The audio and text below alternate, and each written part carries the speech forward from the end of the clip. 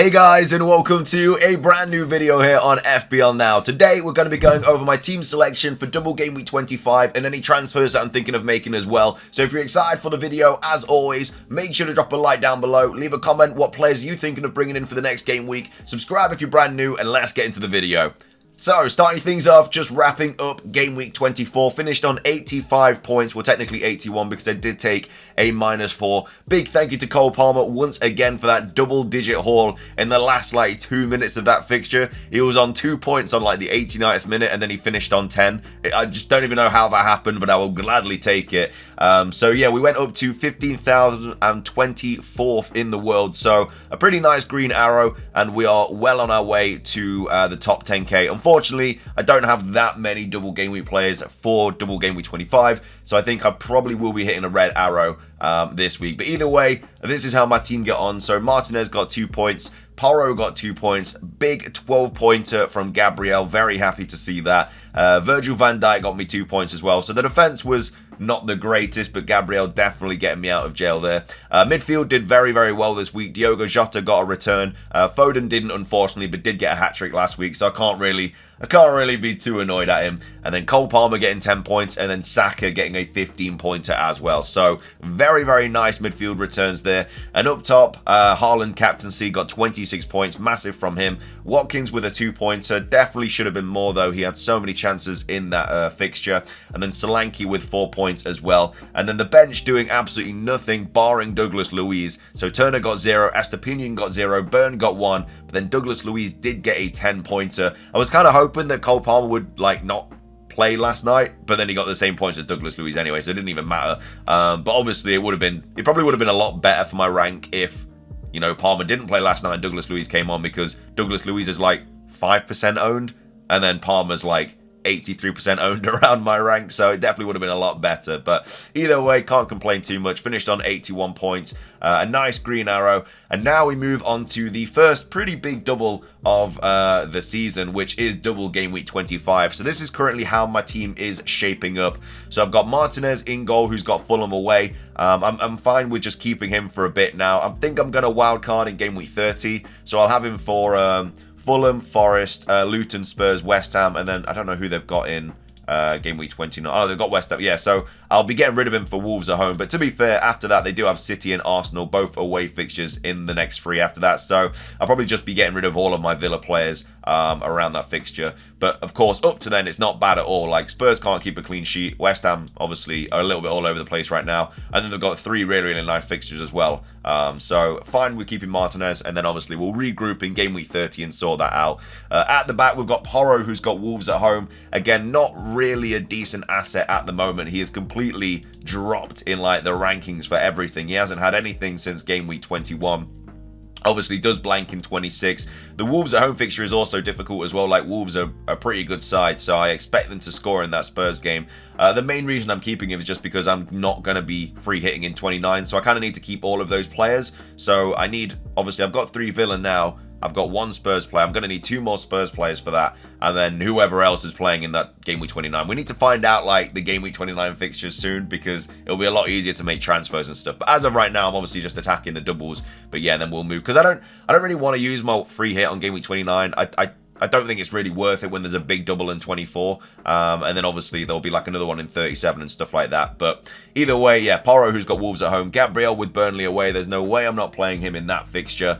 They don't have the greatest fixture in blank Game Week 26, but at the same time, it's a player that's playing, so that's the kind of main thing. Then we also have Van Dijk, my first doubler of the week, who's got Brentford away and Luton at home, so a pretty nice double there. They do, however, blank in Game Week 26, which is a bit unfortunate, but at the same time, it's a big doubler, and I'm very happy that I went with Van Dijk over Trent now, because obviously Trent looks to be in a pretty bad situation with that knee injury. So again, if you do own Trent, don't make any transfers yet, just wait and see what's happening. But at the same time, I'm a little bit happy that I've got Van Dijk, because it means a lot of people just don't have Liverpool defense now if Trent's not going to play, because Van Dijk isn't crazily owned, especially around my rank. And then obviously Bradley could be a player that a lot of people bring in, but it's a bit risky. And then Robertson is obviously not very highly owned. Gomez isn't highly owned. All these different players aren't highly owned, so for my rank, it would actually be very beneficial if Trent does miss that double. And then we've also got Estepinian as well, who's got Sheffield United away. So a pretty nice fixture, but again, don't know if he's going to start. And if he starts, don't know if they're going to keep the ball out the back of the net. Estepinian's just not been that good lately, so he is definitely a player that I do want to get rid of. And I generally could be getting rid of him this week. It's probably going to be Dan Burn, but you know, Estepinian could also be in the running as well. But that's the back line. On paper, really, really nice. They've all got really nice fixtures. There's a doubler in there as well. But obviously, I've had it before where all my players had really good fixtures and they got like a solid 1 point in between them all. It was absolutely terrible. Moving on to midfield, we've got Diogo Jota, who's also got a double, Brentford away and Luton at home. With the Salah news that he might make like the Luton game, I'm not too worried about Diogo Jota at all. I'm quite happy just to keep him and hope that he does bits. I've also got Foden as well, who's got Chelsea at home and Brentford at home. I'm a little bit more confident about Foden's minutes now, just because he's played 90 pretty much every game since game week 16, barring where he came off early in that Burnley game. So very, very happy about that. And even before that, he's just played a lot of minutes this season. So I'm not too worried about his minutes. I'm hoping he does start both of them. De Bruyne obviously is a little bit more worrisome if you do have him. But at the same time, he did get rested in that last fixture. So he'll definitely start the Chelsea game. Well, obviously, they've got midweek game and everything like that. So obviously, it depends what happens in that game. But yeah, he should, as long as everything's all right, he should be starting probably both the Chelsea and Brentford games. I've also got Palmer, who's got City away. Again, don't know if I'll be playing Palmer this week. I think I generally might be benching him. A lot of people are getting rid of him, which I completely understand why people are doing that. I've just got so much money kind of like tied up with him, but I could also get rid of him as well. Like, it's not a crazy thing to kind of think about doing because the fixtures aren't fantastic. They've got City away, a blank, Brentford away, Newcastle at home, and then Arsenal away. So yeah, like that could have generally been the last fixture that I play with Cole Palmer. And then after that, obviously, it gets a little bit better. Like, I'd probably bring him back in on a game week 30 wildcard when he's got Burnley at home, United, Sheffield, Everton, Brighton. So that's something that I think about. He's just so much money now, like 5.9. I think I bought him at like 5.1 or something like that. So there's obviously a lot of money there. It's the same with Ollie Watkins as well. Like, Watkins is what, 8.7 now, because I think he had a price drop. I think I bought him for like 7.8. So it's just like so much money to like lose. I know I'll get a bit back, but at the same time, like, that money could easily be used elsewhere if I'm just going to be bringing these players back in. So it's a hard kind of thing to think about. I think they will start dropping in price, though, with the fixtures that, like, Chelsea have got. But either way, Palmer's got City away. I've also got Saka, who's got Burnley away. Yeah, very, very nice player to hold this week as well, especially after he's been getting these, like, double-digit hauls and stuff like that. He obviously got 10, 9, and now 15. Arsenal just seem to have properly found their form once again, and so hopefully they can take that into the Burnley game, the Newcastle game, and the Sheffield United game as well. But either way, that's the midfield, and then up top we have Haaland, who is going to probably be my triple captain this week. I don't know why I've not activated it yet. Yeah, Haaland's going to be my triple captain with Chelsea at home and Brentford at home, and I've also got Watkins, who's got Fulham away, and then the bench consists of Turner, who's got West Ham at home, Douglas Luiz, who's got Fulham away, Solanke, who's got Newcastle away, and then Dan Burn, who's got Bournemouth at home. So as you can see, I've got 4 double game week players. I have 1 free transfer, quite a bit of money in the bank as well, so I can bring in another double game week player. But let's move on to the transfers. But obviously, all in all, my team looks okay. It's just not a lot of doublers. But at the same time, if I move on to my transfers, like, it's one of those, like, a lot of the doublers people are going to have are, barring, like, your Brentford players, which also don't even have a very good double, a lot of them are just Luton players, and, like, I'm not incredibly worried about this double. Like, a lot of people have, like, doubled up on Luton defense, where, like, they've got United at home and Liverpool away. Like, Doherty's a little bit different, but, like, let's just talk about the goalkeeper for a second. Like, I don't think the goalkeeper's really scoring more than 2 points in either of those games, so he might come out with, like, 3-4 points. You know, there's no reason as to why, like, a player like Estepinian couldn't completely go big against Sheffield United, or Porro go massive against Wolves and get, like, you know, like a clean sheet for Porro with 6 points, you know, barring any yellow cards or anything like that. I don't think, like, these Luton players are really going to be getting that. I don't see them keeping a clean sheet against United. I definitely don't see them keeping a clean sheet against Liverpool away. And then they just blank in 26. So obviously, if you run a wild card, you would have kind of sorted all that out. But for me, it just doesn't really make any sense because I have 1, 2, 3, 4 players blanking in game week 26. If I bring another one in, I'll have 5 players blanking, which will just, like, hurt me. So there's absolutely no point of bringing in a player that is going to be blanking in game week 26. The thing that makes the most sense is to get rid of a player for someone that is doubling in 25 and also plays in 26. that's just the smartest thing to possibly do this. So that is obviously what I'm going to do. But yeah, it's just who do I bring in? Like, if I bring in a City player, that's kind of you want to say that's the smart thing to do. Like, I quite like Ake as a bit of an option. Like, his minutes have been pretty good lately. He's played 90 in every single game week since game week 16. So that's pretty nice going into the double. And he's obviously City haven't really been keeping that many clean sheets. But, you know, if I can get a player that's just going to play both, then I think Ake is probably like the best shout. Walker is obviously another player that's played a lot of minutes, but obviously has kind of been a little bit all over the place lately, like 67 in game week 20, 0 in 22, 33 in 24. So it's not really a player that I think I'm going to go to. Plus, Ake is a lot cheaper than Walker, and they obviously have a really nice fixture. But I'm not just bringing him in for the double. I'm bringing him in for the double and the game week 26 fixture. So I need them to be like, I need Ake to start all three. Otherwise, you know, I may as well just bring in a blank game week player. So that's obviously one thing I can do. I've obviously got a lot of money in the bank to be able to do that, and that would give me, you know, 1, 2, 3, 4, 5 double game week players. I don't think it's that bad. Like, triple City and triple Liverpool are obviously the ones that you want the most. The only player that I'm a little bit worried about not owning is obviously Darwin Núñez. And that is a player that, you know, I could bring in, but it would be for a hit, and it would also be for a blank game week player in 26. So let's say I get Solanke, I get rid of Solanke for Núñez, who obviously doesn't have a good fixture, but is still capable of scoring.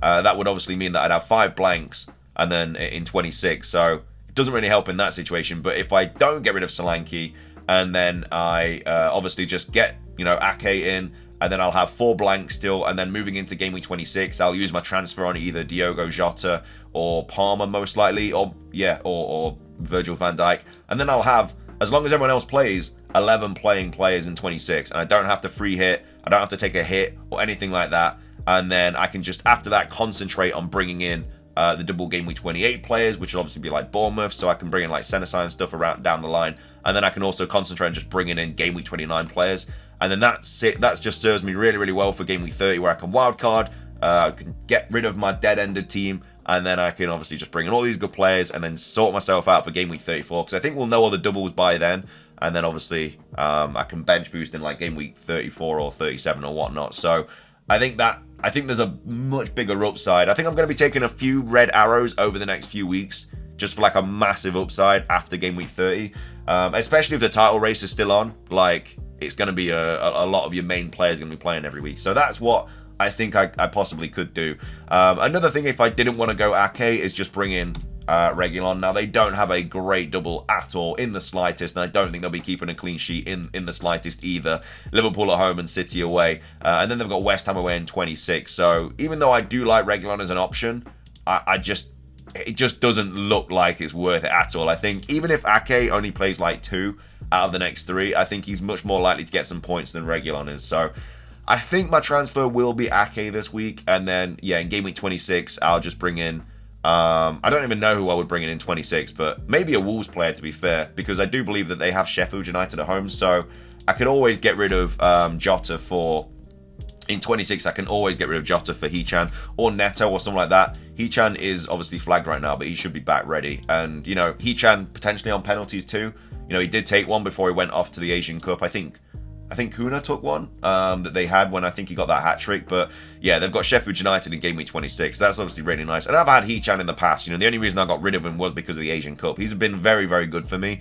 And so I do not mind bringing him back at all, especially if he is still on penalties. And they've got nice fixtures as well. Like, barring the Newcastle game, they've got Fulham, Bournemouth. They've got 3 home fixtures in the next 4 after this game week 25. So, you know, I'd be absolutely fine having him in there.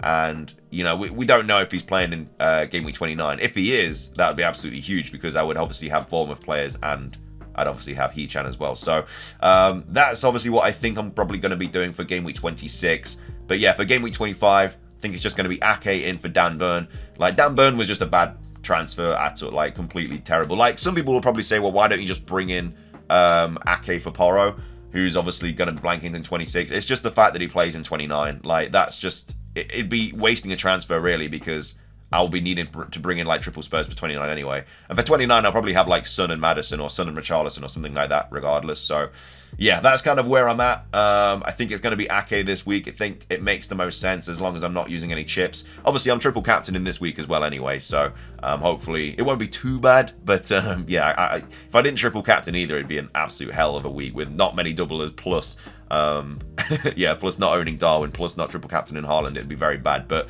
yeah, I think the main threat to my team this week is just Darwin Núñez. I think that's the biggest problem. So as long as he doesn't do anything, then we should be okay. But, you know, if obviously Trent's not back, then a lot of people are going to have to worry about, you know, getting rid of him. A lot of people might be bringing in Van Dijk for Trent. So, you know, that's just kind of a transfer that I've already got on people. But either way, that's how we're looking for Game Week 25 or Double Game Week 25. But obviously there's midweek fixtures, so I'm going to have to wait and see what happens with that. But as of right now, all goes to plan. I'll bring in an Ake this week, and then next week I'll be bringing in a Wolves player, probably Hee-Chan, and then...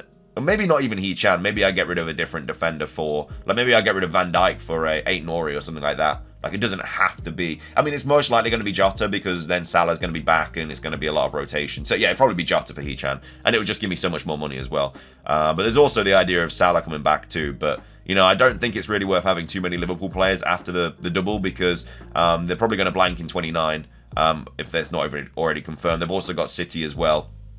So, yeah, there's a lot of problems with Liverpool players. But anyway, thank you for watching. If you enjoyed, drop a like, leave a comment, subscribe if you're brand new. And until next time, peace.